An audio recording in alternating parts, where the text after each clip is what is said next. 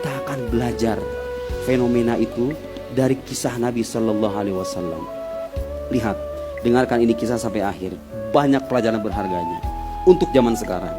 Setelah Nabi mendapatkan wahyu, ingat, Nabi menerima wahyu itu bukan hal yang ringan. Kenapa? Karena harus menjumpai sebuah makhluk yang secara entitas itu berbeda gitu loh.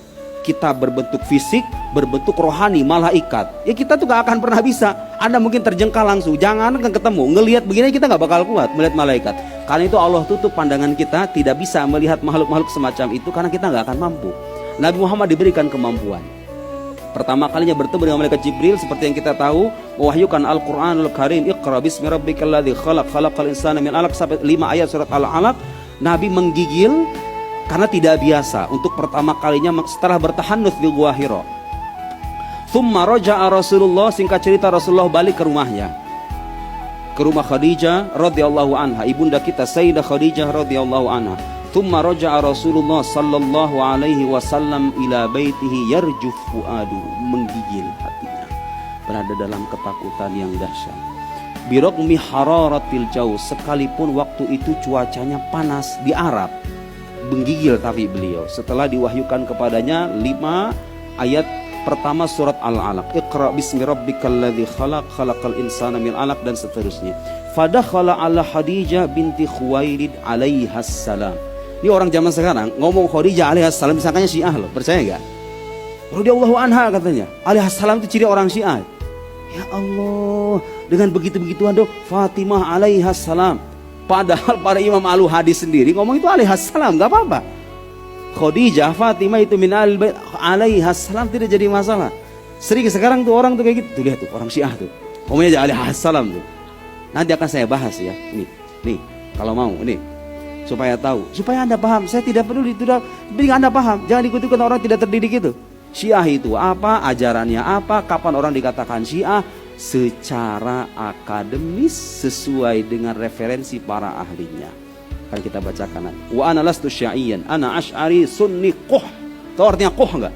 Quh itu artinya murni 100% gitu. Tidak ada terkontaminasi. Asy'ari 100% quh.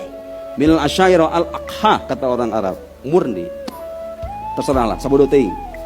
Fadakhala ala Khadijah binti Khuwailid alaihi salam faqala zammiluni. Beliau dalam keadaan takut kemudian minta diselimuti. Tolong selimuti aku. Ini kisah kita tahu semua. Tapi yang ingin saya tampilkan adalah apa pelajaran berharga di balik kisah itu untuk konteks kehidupan rumah tangga suami dan istri. Lihat. Sirah Nabi itu gak akan kelar-kelar kalau kita bahas. Setiap lapisan-lapisan ceritanya itu ada saja pelajaran berharganya. Sampai jam berapa ini kita ngomong beginian? Ngomong-ngomong. Hah? Kuat mal? Sampai jam 12 kuat mal? Sok, ayo. Coba gerak, ayo. Fazammalu hatta dhahaba anhu ar-raw. Kemudian beliau diselimuti sampai ketakutan itu agak hilang sedikit. Fa akhbara Khadijah al-khabar. Dikabarkan kepada istri. Ini pelajarannya apa?